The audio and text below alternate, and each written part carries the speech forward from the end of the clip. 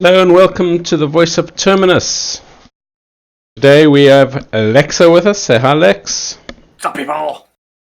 And as you can see, the cameras are working today. Woohoo! And we have Shy in the background.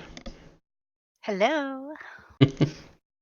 And today we are hosting Yarnila, the shadow tank that cheats a lot.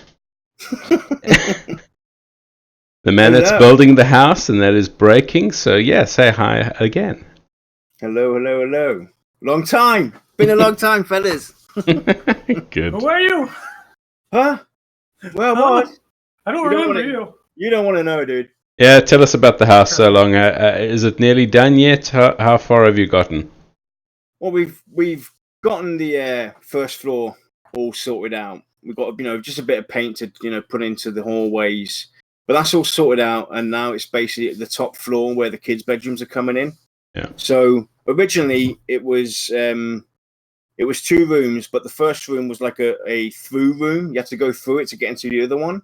Okay. So we sat there and thought about, how can we create 2 bedrooms out of the space that we had. So we tore down this massive chimney. I mean, there was almost 4 tons of stone what we tore down. Wow. And then we put in some dry walls and everything, got that all sorted out. So we're about 70% done upstairs. So I think hopefully my guy who's helping me said that we should be done by Sunday, at least with my son's room, because my daughter doesn't quite need one yet. She's still very young and sleeping with us in the master bedroom.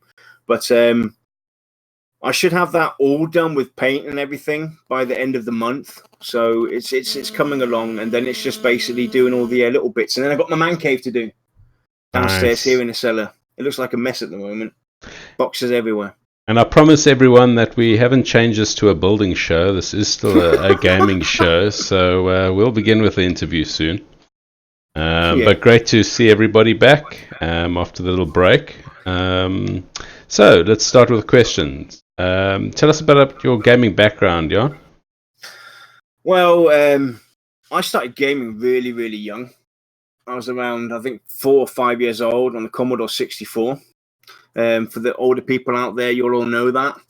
Commodore 64. That's when I started playing. And then the Amiga 500 came out. Switched over to that. And my dad got his first PC back in, I think, 1990. Yeah, 1990 is when he got his first PC. And my first passion for games was, believe it or not, Monkey Island. Lovely. The LucasArts Monkey Island. That's where I had a passion for games. And there was even one time, you used to be able to copy the disc back then. I think the 4th or 5th disc of Monkey Island 2 was broken, and I broke out in tears. I mean, I was devastated because I couldn't carry on playing this game. But you can see how long that's all gone. But my MMO background, my gaming background for MMOs started in 2004. Believe it or not. Yeah. No, just pause you over there. I mean, back to those Commodore 64 games, when they had the tape drives, and I used to, what was it, the Last Ninja? Something like that. Yeah. And having to get the tape to the right spot before you could go to the next chapter. Yeah. What an amazing game that was. There's one game I really enjoyed. It was like, summer sports, but it was medieval.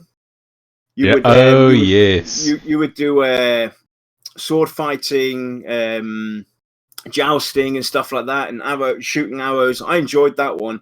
And there was this other game similar to what we would call nowadays Tomb Raider. Oh yeah. Where you were based on this skull island. You started off on this skull island, you went into the skull's head, and then it revealed a massive island. I can't remember what the game was called, but I spent days, weeks, months on that game as well. Yeah. Brilliant. Okay, we'll continue. There's so many of those old games that I used to love with a passion. I don't even remember the name anymore. Yeah. Anyway. So I gotta ask, because even I don't know this one. What initially got you interested in Pantheon? Well, like most of us, a lot of people out there, I was involved in the EverQuest Next landmark stuff. And that kind of, burnt to the ground. And I was following Pantheon for about a year before the whole debacle happened. So I was always watching it,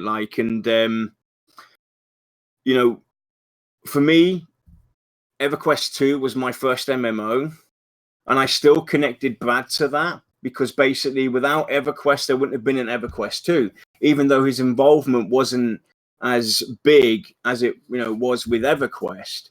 I still connected him to that. So I knew that, hey, if this guy's involved with something, and, Vanguard, I played Vanguard, the beta and everything. And I said, if this guy's involved with something, it's going to be good. There's going to be something there. And that's basically what got me interested in it. And alone the fact that when I looked at the tenants and the Pantheon difference, it was all that EverQuest Next promised us and more. So there were similarities there from their tenants and their Pantheon difference that basically, had me hooked straight away. That's what really got me interested in it. Brad and, their philosophy behind the game, what they want to do and achieve with it. So you've been the driving force behind the voice of Terminus for so long, but I think everybody would like to know, why did you start it though? Well, it wasn't so much that I started it. It was, you guys, the people out there. We were doing the show before we, had the guild and everything. And Kodiak reached out to me and, said, if you need help with the show and everything, I'd like to come on and help you out. And the same with Lexa. Lexa reached out to me asking, if you need any help or anything like that, let me know. I design websites, blah, blah, blah, this, that, and the other. So I invited him onto the show, and then we got to talking, and we got, even then we didn't have the guild at that time. It was 3 months after we had the show going is when we actually decided to form the guild, because we had so many people who shared our interests, saw our passion for what we're doing with the show, that we decided, we've got so many people interested in doing a guild. Let's form one. Because at that time I was, in that place where I was thinking, is there even a place for a guild anymore? Because if you look at the guilds nowadays, they're nothing. There's only a few guilds out there where it's still tight knot, where they're family, where they have a relationship that exceeds the game itself. And most guilds are just, one-stop shopping. Hey, what does this guild have to offer? What does that guild have to offer? So that's how it all came about with starting the Voice of Terminus, because we wanted to, we saw, first of all, that the community, a lot of people out there like what we're doing and they want to, be a part of this. So they asked if we could have a guild and everything. So that was the first thing that got us going. And the second one was our philosophy. We're trying to make guilds special again. We're trying to be a role model for all guilds out there. That's why we're called the Voice of Terminus. It's not just about our guild, it's about the community. We are a voice for Terminus, be it, RP servers, be it PvE servers, be it PvP servers, be it server A, B, C, doesn't really matter. We want to be there for everybody. And, that's the philosophy behind us. We're a place where we might not be the greatest, we might not be the biggest, we might not be the best. Or the flashiest. But we have something still to offer everybody. You can always count on us. So the tech junkie in me has to ask, what kind of setup do you run at home? Like, what type of system do you got? How many screens? That kind of deal. So at the moment, I'm running on the bare minimum, but my typical setup, I got a gaming rig. It's not the best or anything like that.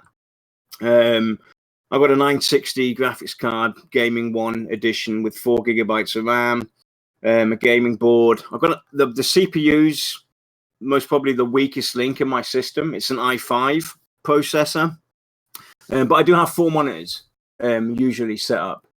especially with the streaming and connecting to you guys when we do the show. I get OCD when it comes to how everything's set up. I hate switching screens or switching tab windows. I have to have everything at my disposal, at my viewpoint, so that I can easily modify, move around. So I have like 4 monitors, a fairly reasonable microphone, your standard keyboard and mouse. So yeah, that's me. 16 gigabytes of RAM, your typical system. Hope to upgrade though. Definitely hope to upgrade or need to upgrade. And a possibly dying motherboard. As Lex has already pointed out. Yeah. But I don't have the cash to do that at the moment, so. Yeah, soon. I'm sure you will. Yeah. So, DC or Marvel? Right, so this is for most out there, this might be a simple answer. I'm going to say a bit of both, because there are definitely characters that I do like from the DC universe. If we look at the new Batman, not the one with Ben Affleck, the one with Christian Bale, I thought it was fantastic. Wonder Woman, absolutely outstanding. The new Superman movies, brilliant. Then you've got the Marvel side of things. There are things that I dislike in Marvel. There are things, Iron Man, great. The Avengers is brilliant and all that lot. But sometimes they kind of go to the extreme and take it way too far. If you look at, for instance, Thor 1 and Thor 2, they were fairly similar. And then Thor Ragnarok came out. And it was all this space junk and flashiness all of a sudden everywhere. It kind of like, they took it from one extreme to the other. So it's both. I support both. I like both. Some things are good, some things are bad. Justice League. So, if you had a choice of starting a new area or a single area for your character's spawn, would you choose why? It would be a new starting area for each race. I know that is a bit of bother, especially for guilds or friends that are playing the game that might have to travel far distances to meet up. But at the end of the day, you want to have a game where you learn about your character first. You learn how to use your character, what the spells are, and if you have a world where there's multiple starting areas, oh my word, that's a big world. There's a lot to explore. And this is from a guy who hates alts, everybody. Yeah, definitely. I hate alts with a passion. But you got places to explore and everything, and a lot to see, and that gives you time to make new friends as well. Because it's not just about, because if you kind of stick to your clique or to your guild, you kind of lose, you get hindsight. Yeah. You have tunnel vision, and then you forget about, hang on a minute, I'm playing an MMO not just with my guild or with my friends. There's other people out there, and that's a great way to utilize that. And obviously, with what VR are planning to do, oh my word, having dynamic events and all this, the perception and everything. There's so much they can do to keep these single cities alive and breathing, and something where you always want to go back to. So it will always be single. Yeah. So as you've been following Pantheon, do you remember the first moment where you read or watched something where you just kind of sat back and was like, wow? I had quite a few of those, to be honest. The first one. But I remember the first one. Always remember your first one, Jan. My first one basically was when they went into Hownears and we saw the perception. The perception was basically my first wow moment where I said, that is really cool. We've heard about it before and everything, but when they actually showed it off on the potential behind it, that was most probably the bit where I went, wow, that is awesome. Especially seeing that cave. I mean, I'm a sucker for caves and sewers and stuff like that. That's a completely different story.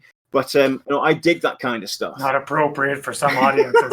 I love going through sewer systems and tunnels and caves for some odd reason. So yeah, that would be probably my first wow moment. But the biggest wow moment came with Black Rose Keep. Seeing that place for the first time, even the screenshots blew my mind. The lighting effects, and just the visualization of the whole area and everything was just like mind blowing. It was like, wow, this is absolutely outstanding. This is a place where I could lose myself. So yeah. Yeah. So we're dealing with your first class and your first race. What are you typically drawn to when selecting your character to play? I always play healers as my first choice, and my second choice is tanks. I've never played scouts or mage classes. Actually, that's a lie. My first class in EverQuest 2 was a ranger, but that quickly changed over to the healers, and I fell in love with the warden. For Pantheon though, it was cleric. From the get-go, because there was no information on what the druid would be doing and how the individual healers would function amongst themselves and within the groups. Because my fear was that we would have a similar system to EverQuest, where the cleric's the non-plus ultra healer. Then you have the shaman and the druid. They can do a bit of this and a bit of that, but one's more utility, one's more this. Yeah. And then Dropper basically did the reveal, explaining how the tanks would function, how the healers would function. And, after speaking with Brad, I've got to think now, was this 2 years ago? Speaking to Brad, but 2 years. Speaking to Brad in Cologne at the Gamescom and getting his insight, it basically shifted my direction towards the druid. What was basically a stone in my way for finalizing my decision was, what kind of druid am I going to see? Am I going to see a fury-based druid typical to EverQuest, where it does a lot of damage and this, that, and the other? And then, like I said, the reveal came from Jopper, and then teasing us with the indirect healing. The indirect healing basically just got me so excited. That basically finalized my decision. So I'm staying true to my original sense of going druid first. I will have all healers, same as like all the tanks as characters. Even though I do hate alts, I will still have the option to switch around. I'm sticking to my role as a healer and secondary a tank, but I'm basically being flexible in that role by saying, hey, if we have a cleric, I'll take my druid. If we have a druid, I'll take my shaman, and so forth and so forth. It's a good strategy, actually. Oh, yeah. It's very rare that we come to, at least in interviews, a truly controversial question. But here goes nothing. In a fight, who would win, Deadpool or Wolverine? Deadpool, hands down. Deadpool, hands down. Give us your strategic reason for this. Right, strategic reason is we all know that Deadpool can talk a lot of smack. And Wolverine's kind of the quiet guy. And Deadpool's kind of very flexible. He would basically just talk him down. Wolverine would fall asleep, get aggravated, and slip his guard, and Deadpool would finish him. And we've seen that Deadpool's basically indestructible. He can't be killed. Well, neither can Wolverine. Well, that's up for debate, isn't it? I think the Wolverine can be killed. Didn't he die, or didn't he presumably die in his last movie? I think he can age. Well, not okay. Spoiler alert. Mute if you haven't seen the Wolverine one, okay? But basically, he was killed off because a certain actor did not want to play him any longer, and there was no way anyone else would step into that role. Yeah. But I think it would be Deadpool. Yeah. I mean, he's got the guts to take the piss out of the guy. Yeah. And he's crazy as well. Yeah, and he's very crazy as well. But Deadpool's my spirit animal. Yeah, I mean, they picked a great actor to do that. Deadpool. I mean, it's definitely, that's the thing as well. That's Marvel, right? I always keep mixing it up. That's Marvel, right? Yeah. And that's where I kind of like that's where my discomfort is with Marvel. If you look at Wolverine, you look at Iron Man, the Avengers, and everything. The stories, there's a bit of comic in there, a bit of comedy, this, that, and the other. But Deadpool then starts taking the mick out of all these characters in his own movie. Like it's like if they added him into the Avengers, what kind of movie would we have? It wouldn't be what we're used to. It would kind of take it in a complete different direction, and kind of I think it would damage that franchise. Yeah, it's definitely a standalone character. Who certainly would give the franchises issues going forward. But yeah. So which starting area are you most excited to see, and why?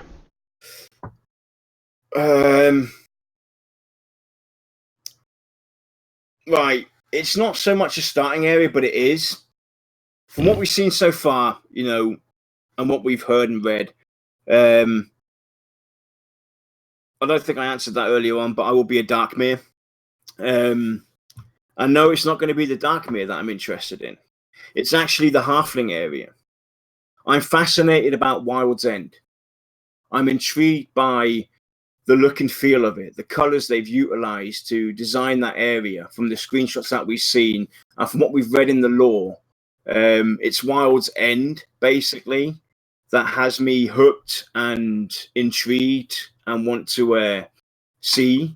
And then it's a close second would definitely be the Darkmere, for the fact of the possibility of being underwater and having underwater areas and everything. That's something that hasn't really been done before. Yeah. To kind of utilize underwater in a way where we can actually engage in the city, move around in the city, interact with other NPCs there or other players and stuff. So, but it's Wild's End first, and then a close second is the Darkmere. The Wild's End is going to have all the basically the homes in the trees, that type of thing.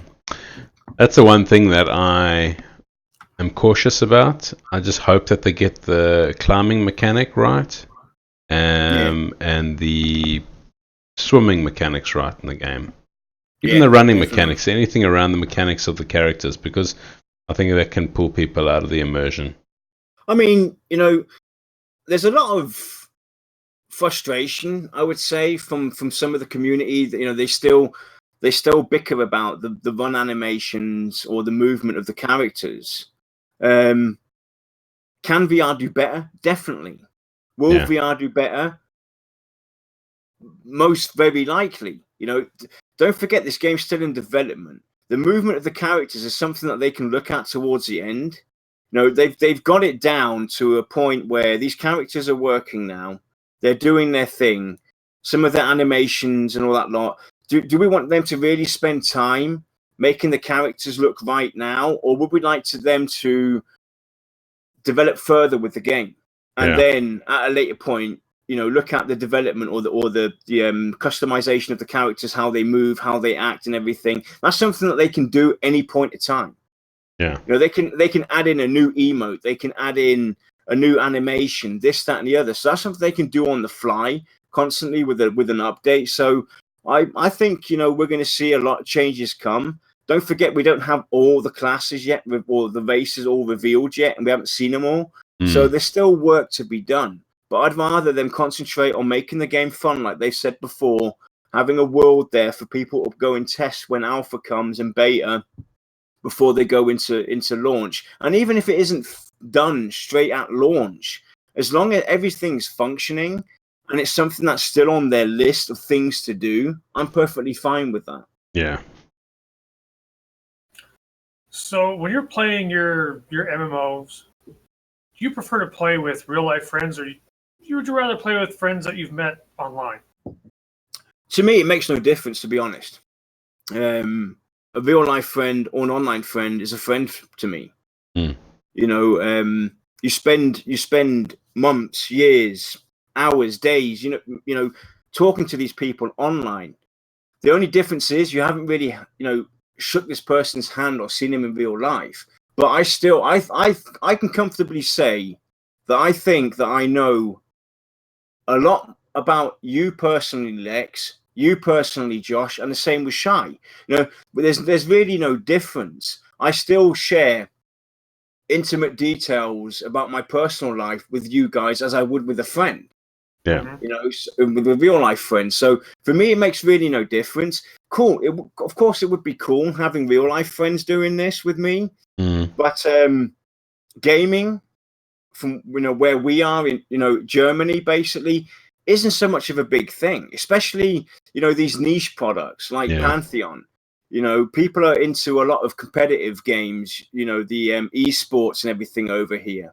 So Pantheon is something like is a niche product. There's not going to be a lot of people in these in my surroundings that I know personally that would be interested in playing a game like this with me. Same as Scotland as well. Hardly ever know about gaming over here. So yeah, I hear you about that. And I hate people, so I couldn't tell you about here. So, this is also another tough question, and because you probably receive thousands of these, but what is the craziest piece of hate fan mail that you've ever received? It wasn't so much fan mail, it was a comment made on one of our earlier shows. This guy basically had to go and bicker about this was way before you came along, Josh, and I think this was actually way just before you came along as well, Lex. This is when we were still doing this with the Lindsay. This guy went on a rant and kind of bitched about us, that we were basically bouncing off each other. I'm not gonna go into detail.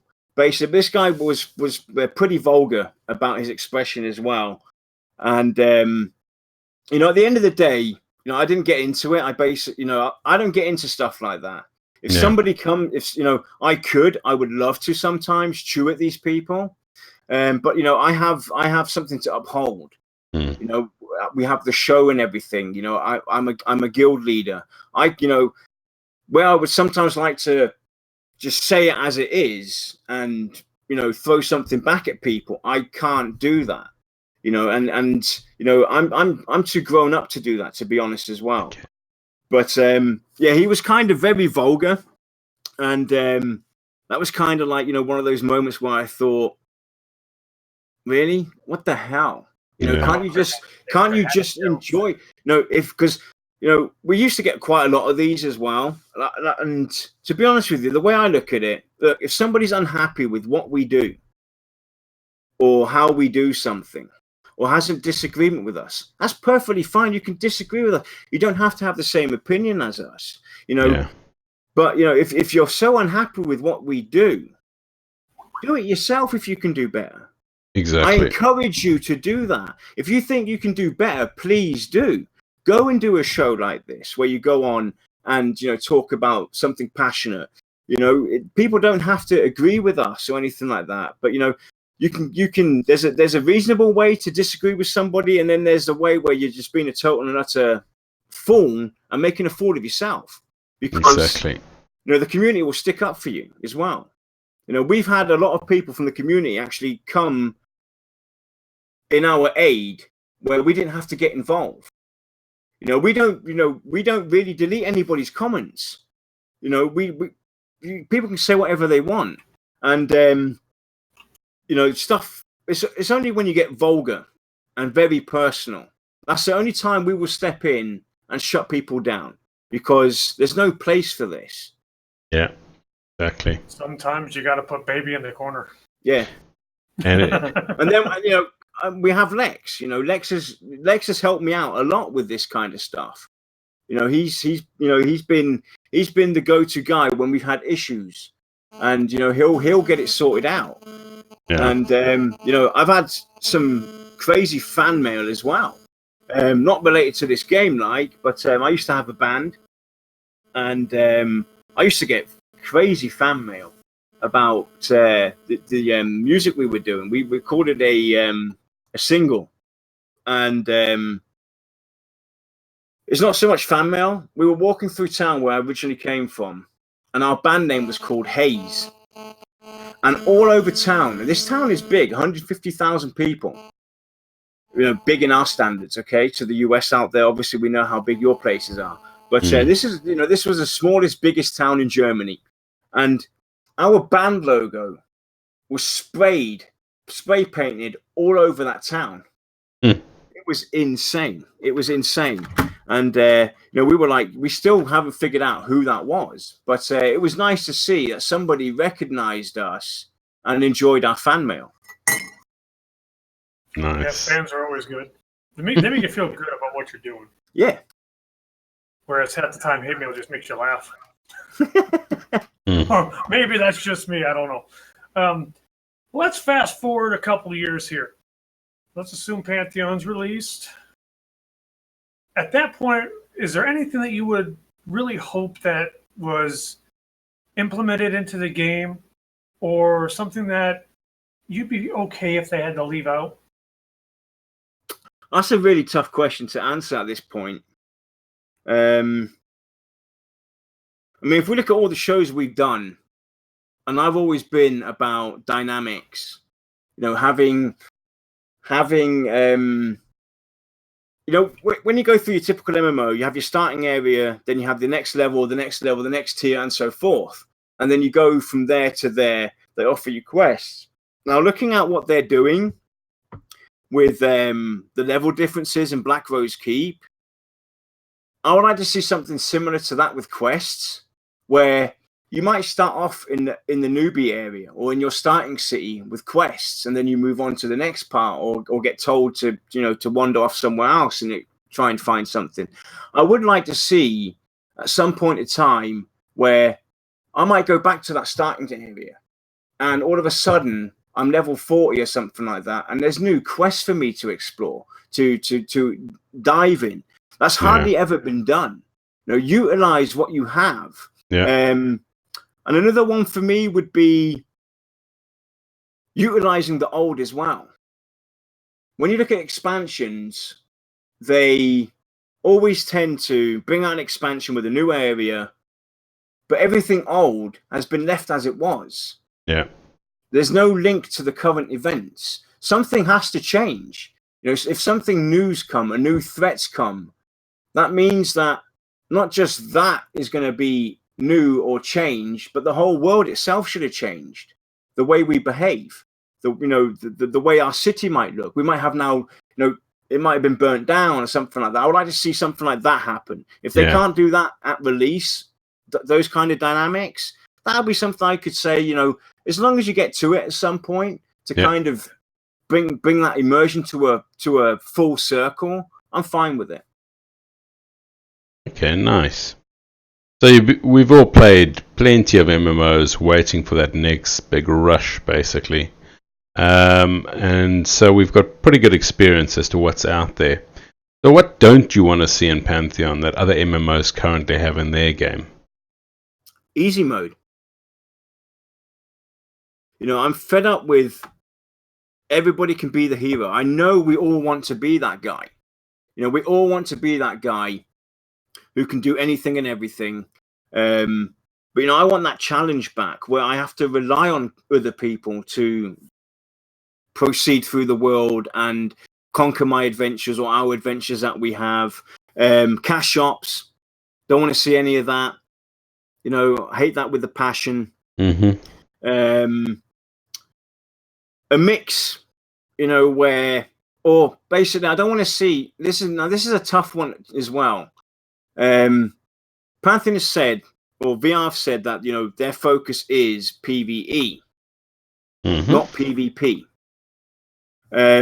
I hope that we don't at some point later on see a shift, because there might be a bigger unit going towards that area, that they stay true to their PvE, that their core focus is still going to be the PvE going forward, even though there is a lot going on, or a lot of outcry from the PvP aspect of the game. And with that said, as long as they can keep it separate like they're planning to do, I don't want to see, PvP in on a PvE server. They could, I don't mind them having a cross server where it's a mix of both, where you have the PvE aspect and the PvP aspect. But if I plan to play PvE, then that's what I expect to have. Yeah. Player versus environment. Nice. Now, me and a couple people have a little poll going on this answer. How many times has your wife threatened to divorce you over stuff that's been happening with the VOT? Say 3 times. That's my answer. Not once, to be honest. My wife's a passionate gamer herself. We played EverQuest 2 together for many years. Obviously, since the kids have been around, her passion has shifted. Obviously, the kids come first and everything, but she does have a great understanding to what I'm doing. She sees this is my time. This is my getaway time from real life and everything. And it's not just me; it's everybody else. And there's you guys as well that are involved, and she sees what we're doing with it. So she has a great understanding and is very patient with me when it comes to this kind of stuff. So yeah, nice. Well, I lost the poll. Froggy, I owe you $1. You had a bet, did you? You should have asked how many times have I threatened to divorce my wife because of the VOT. So, what is your favorite Visionary Realms developer? This is a toughie. That's a tough one. Mm. That's a tough one. I'm going to have to go. This is going to be a surprise shocker for everyone. This is going to be a surprise shocker. I met the main man. I met Brad. We've had Brad on the show. We've had Jopper there. But from the developers that I've gotten to interact with, it's Zippy Z. I loved sitting down with that guy and picking his brain on the whole AI dynamic, and what his plans are, how he does it, and everything. That guy got me kind of really excited for what's to come from Pantheon. So it's definitely he's my favorite at the moment.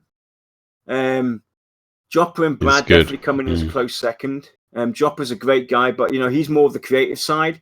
He's a creative developer, so he's got obviously the upper hand. But he's definitely I don't see him as as your standalone developer. He's all over the place, Jopper. Yeah. So if I had to pick an individual department, it would be Zippy Z at the moment. That could change. Who knows who we're going to get on? True. Very and true. Interact with. Bruno's somebody. You never know. Bruno's somebody I would like to pick as well. I'd like to sit down and talk to Bruno, the guy who did all the water effects and everything, what they were showing off in their making of the city stream, I think it was. He also did the custom shaders, didn't he? Yeah. He's also somebody I'd like to sit down and talk about. Yeah, he's pretty intelligent, I think. Oh, yeah. It's one of those, if you're a programmer and want to do game programming kind of stuff, that's a role model for you right there. Along with Zippy, so. Yeah. Now, when it comes to character creation, is there anything like that you feel could be added to make things a little better? Like something you feel really has to be there to really kind of bring it all together?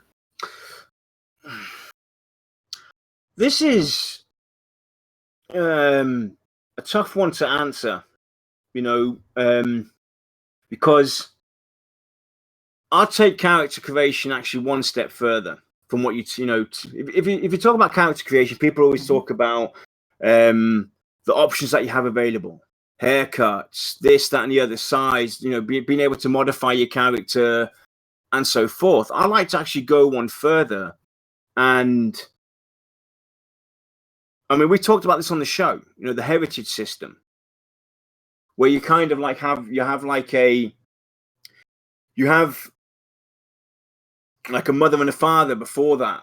You create your character and you have a lineage, and you pick your lineage, and then you can write a little bio about yourself, depending on the choices that you made. Something like that to kind of add to that full immersion would kind of, I think that would give the character creation a new, unique touch to it. It doesn't necessarily have to influence how your character is going to look when you go into the game or what choices you have available to you. It's just something on the side that you could do to kind of bring in that role-playing aspect and something so people can basically look you up and they actually see a lot more than just your stats and your gear. They can actually see a bit of a background about you. Yeah. Where are you from? How did you come about? Something like that. I think. EverQuest 1 used to allow you, unless I'm getting confused with another game, where you could actually write your own bio, so when people inspected you, they had something to read. Yeah, you could do that in EverQuest 2 as well. That's right, the books, they had that at one stage. Yeah. True. So, I know this is also a fairly tough question, but which zone are you looking forward to most spending time in, besides Wild's End? And you cannot say your man cave either.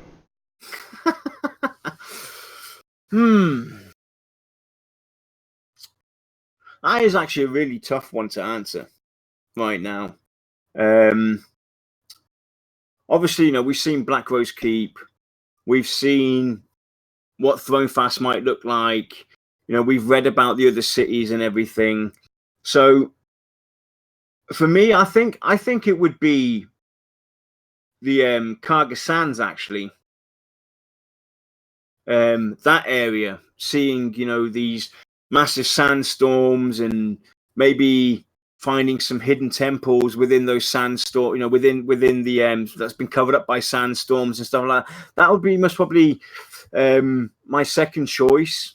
That would be something I would be looking forward to the most, is seeing that vast desert and just barely making out that there's maybe something hidden in the sand. I loved that when we went into the sinking sands in EverQuest 2. Yes. And you found the entrance to that tomb that was there. I can't remember what it was called. It's been so long. But it looked like a snake pit. And you dropped down, and then there was this cave underneath, and you would go into the hidden tomb. And it's stuff like that, finding that kind of thing, things that aren't necessarily visible from the get-go. That intrigue and interest. Hey, what is over there? That's a great thing about Pantheon. Their visualization of what's to come when you look in the distance is just mind-blowing. It makes you want to go and explore. But It's definitely a tough one to answer, because we've read a bit of this, read a bit about that, but we haven't read about everything. So obviously, once we know more and see more from the game, then my answer might shift. Yeah. And if we do have something like guild halls or guild houses or something like that, and you can maybe build them in any zone, it'd be quite interesting to see which one you could build it in. Yeah. That'd be quite interesting. Being able to do something like that. Yeah. Build your guilds and have a few different models as well. So not every guild hall looks the same. And even starting off with having guild tiers as well, where you start off maybe the ultimate goal is you can achieve building your guild hall in a city, in any of the starting cities, and that would be like the ultimate goal to try and get to that point. Obviously, there's going to be requirements for that, but you start off in different tiers. So you start off with a tent outside your designated starting city. Yeah. And then that turns into maybe some wooden huts as the next tier, and then it turns into a little stone barracks, and you grow gradually through that. That'd be pretty cool to see something like that, where at the end you have your guild hall, and you can modify that as well, which we also did a show on. So if you're interested in our ideas for guild halls, I suggest you check that one out. Yeah. We did one on guild halls out of 130 some odd shows, really. It's around. I think it's around the 80s and 90s where we did that show. That kind of narrows it down. I don't even look at the number anymore. It makes me sit there and just be like, what happened? When I was rewatching the videos the other day, though, I mean, you guys rewatch them. I know you do. Yeah, it's about the 85th one, I think. See? So I gotta ask. I know for a fact that you've applied for a job with Visionary Realms, but how many times have you applied? To be honest, once. Not very persistent. Well, basically, they know that I've applied, and I don't want to basically nag about it as well at the same time. So they got my stuff on file, and if there's anything there and they think that I've got the potential to do something for them, they'll reach out. Well, that's good. I'm sure they will at some point. So are you playing anything else while waiting for Pantheon? House building? Nah, joking, kidding aside. Your typical single player stuff, or the occasional, Ghost Recon Wildlands. But that's basically it, really. I don't dabble in other MMOs or past MMOs or currently out there in development stage MMOs because, I want that awe effect back. I want to be blown away again because I kind of got burnt out last year as well with EverQuest 2. This as well, Josh. Yeah. We kind of got very involved in EverQuest 2. That wasn't meant to happen. It was meant to be like a once a week thing, and it turned into every day for hours. For hours on end. And I got to that point again where all the frustration came up why I quit this game in the first place. Mm. And it doesn't matter what MMO I would try out at this current stage, from all the MMOs that are out there, nothing's going to be as exciting or expecting as Pantheon. I want to be blown away again. I want to, because when I sink my teeth into an MMO, it's one MMO only. I don't have the time or the lust to play multiple MMOs. If I'm going to do something correct, I'm going to do it 100%. That means devote my time to Pantheon, devote my time to my character until I've got that at 100%. And then if I want to do a second character, I'll do a second. Nice. Now, I'm kind of curious how you view third-party applications that, link to Pantheon. Things that, could debatably say they improve the game. Stuff like being able to craft from your phone or DKP programs that could import log files for you, or even just chat program. So, like you said, this is a very controversial thing to look at. It's for most MMOs, software like that is frowned upon, especially if you can craft from outside of the game. Now, it all depends on how it's done, how it's implemented. Now, if we look at the crafting aspect of things, people using macros, no go. It's wrong. You should be at the PC or be there doing something. You should be there actively doing something. But if you have a application where you still have to do something, where I can log on to the game, I have to run to the shop. I have to, all of a sudden I've got to pop into work because there's an emergency. But I still want to, play the game. Or I'm at work, I'm bored shitless, I've got nothing to do. So I can log into Pantheon through my mobile app, and I can interact with people, like chat, for instance. I think being able to connect through, to chat with people from my mobile phone or anywhere I am, basically, to chat with people within my guild or see OOC, for instance, I think it's great. It's a great way to communicate. It brings us to the next level. A lot of guilds, there's forums out there. Please let us know if you're going to cancel the raid or stuff like that. Not a lot of people read the forums anymore. Forums are becoming more and more obsolete, but you still want to give ways, or you still expect people to communicate with the people organizing raids and stuff. So giving us a way to chat with people from outside. Hey guys, I'm going to be running late. I'll be there in 30 minutes instead of like on the hour. Something's come up, or I'm stuck in traffic. I'll be right there. Yeah. I think, that's not manipulating the game in any way where it's becoming a advantage for you and a disadvantage for everybody else. Yeah. It's just improving the social aspect of things. DKP system. I'm fine with you extracting stuff and putting it into a DKP tool, or vice versa, taking stuff from your DKP tool and putting it into the game.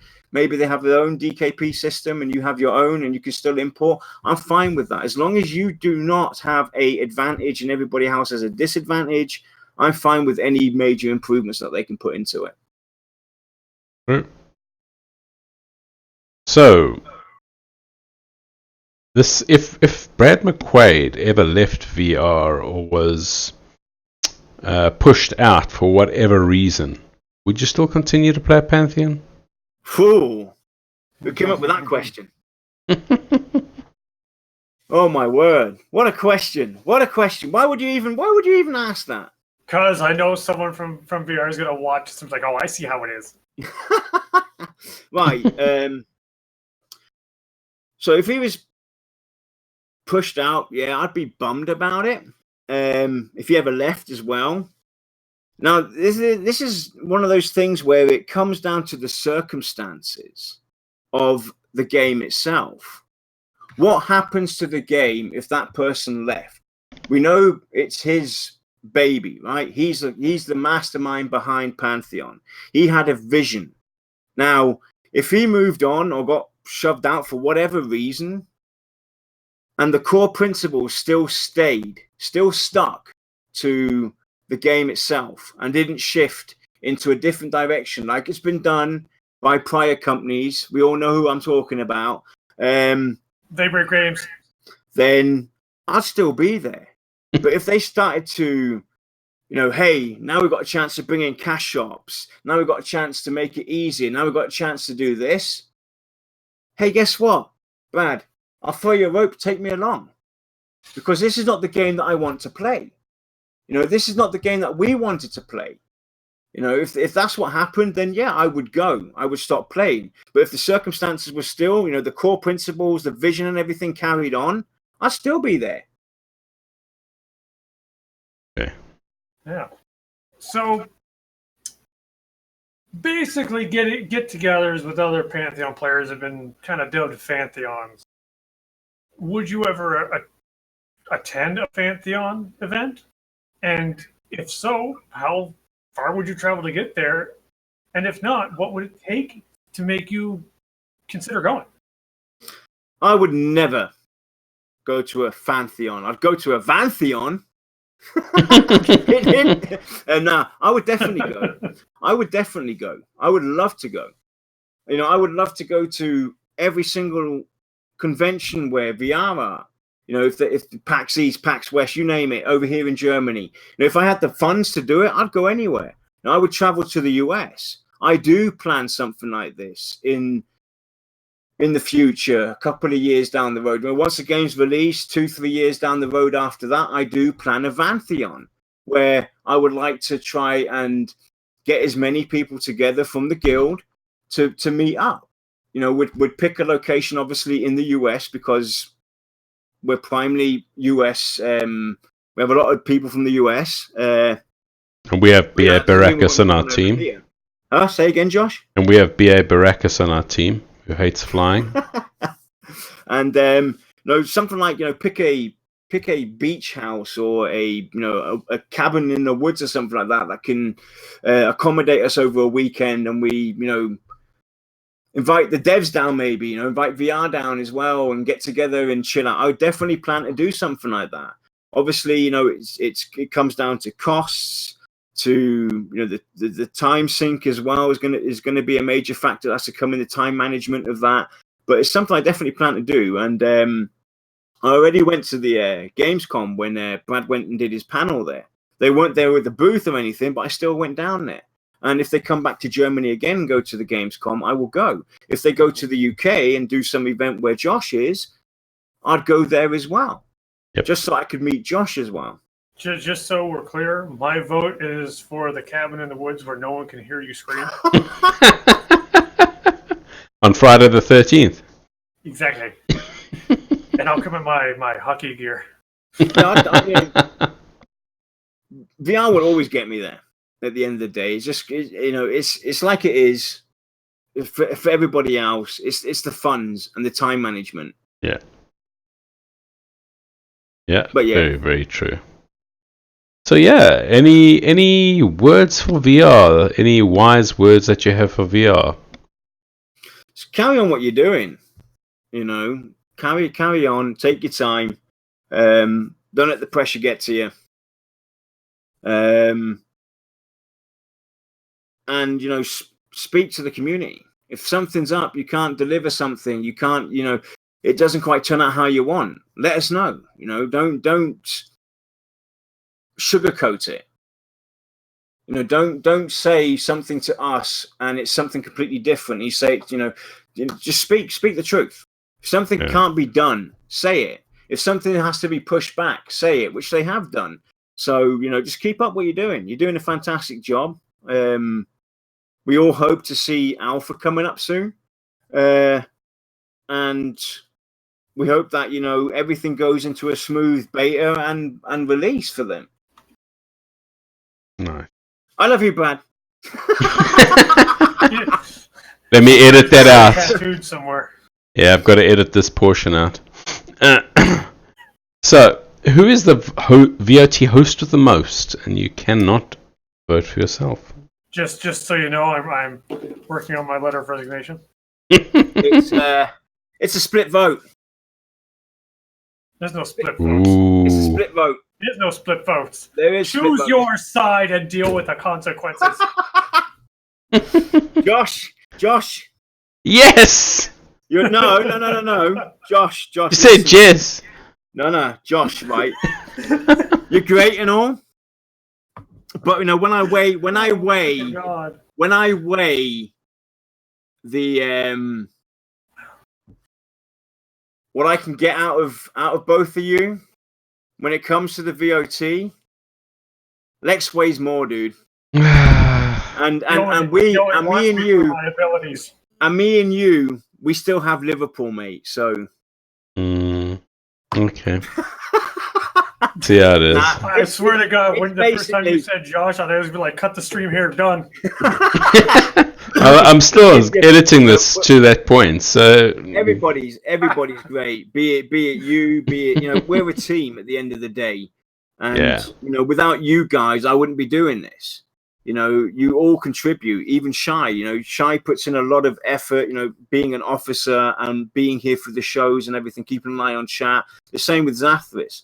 So, actually, my vote goes to Zathris. There you go. Shocker! Definitely editing this portion out. You get a vote from me, mate, because everybody... Billy Yarn is drunk on power. I ain't got to vote for no one because I ain't never getting an interview. Because everybody ignores you, even though you've been there supporting us, being a mod, being in the silent background. Yeah. Zath, you get my vote, mate. Well done, Zath. I don't agree. I don't either. But anyway. Now we're all great. We're all good.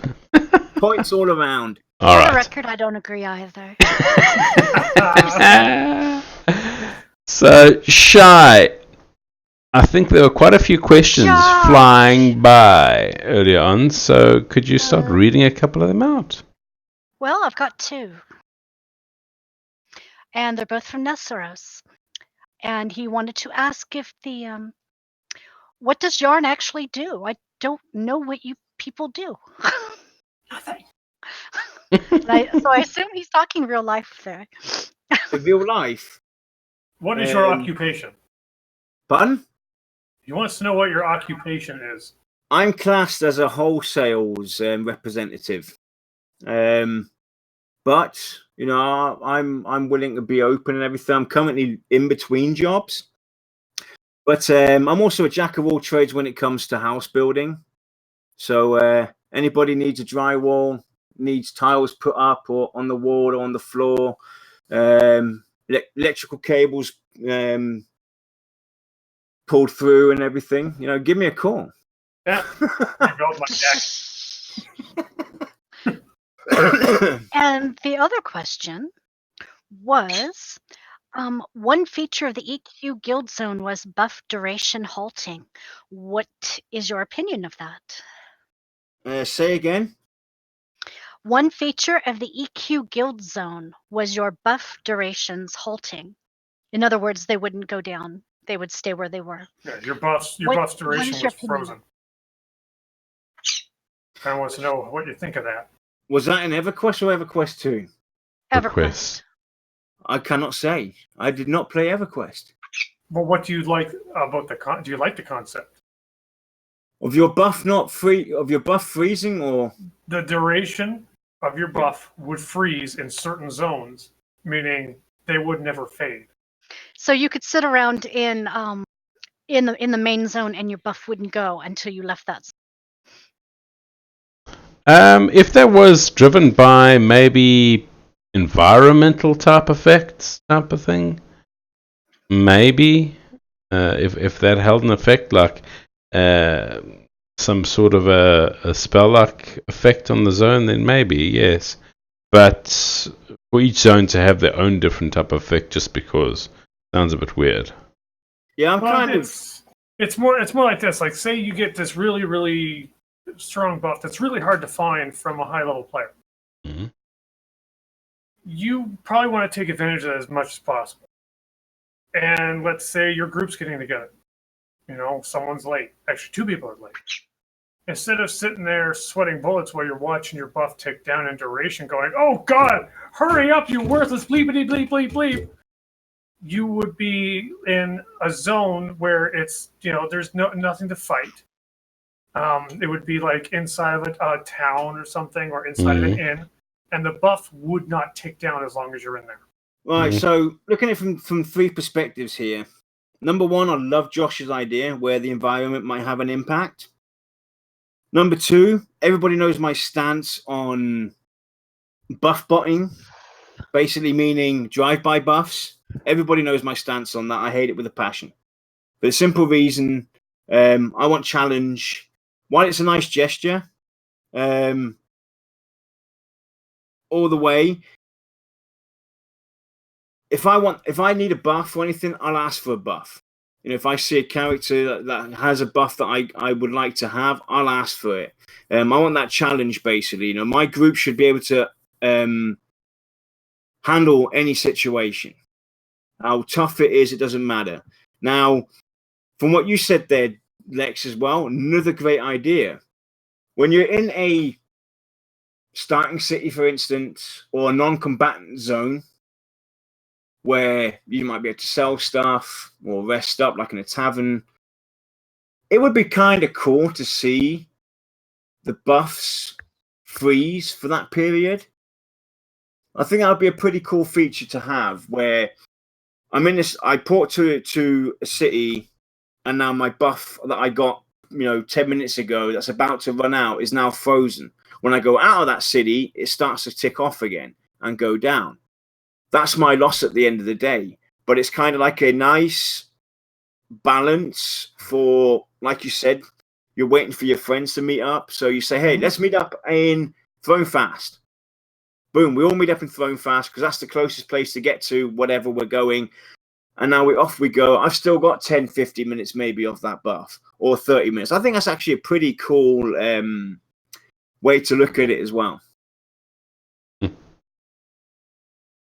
Nice. I do believe that is the end. Is there That any is the questions? All right, brilliant. Yes, it Thank is. you. Well, it's been great. Thanks, Jan. You've been very open with your answers, and we really appreciate you giving them to us. Just to let you know, next week will be discussion will be on adventures and quests. Is that right, Jan? Yeah, that's correct. Yeah. Adventures and quests. You know, we're talking about. We'll be looking at quests and adventures. You know, the duration. What kind of quest cycles we would like to see.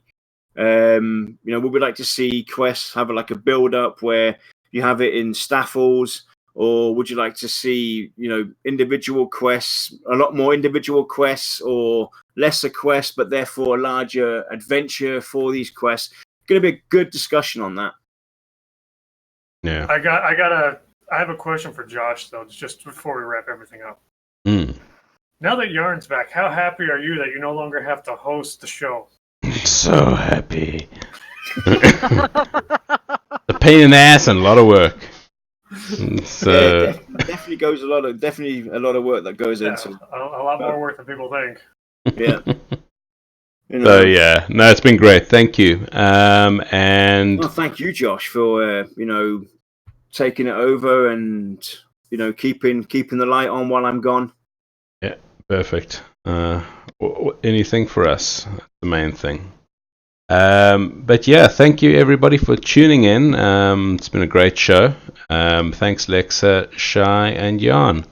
And we will see you next week. Same time, same place. Ciao. Yep. Have a good weekend. Have a great weekend, everyone.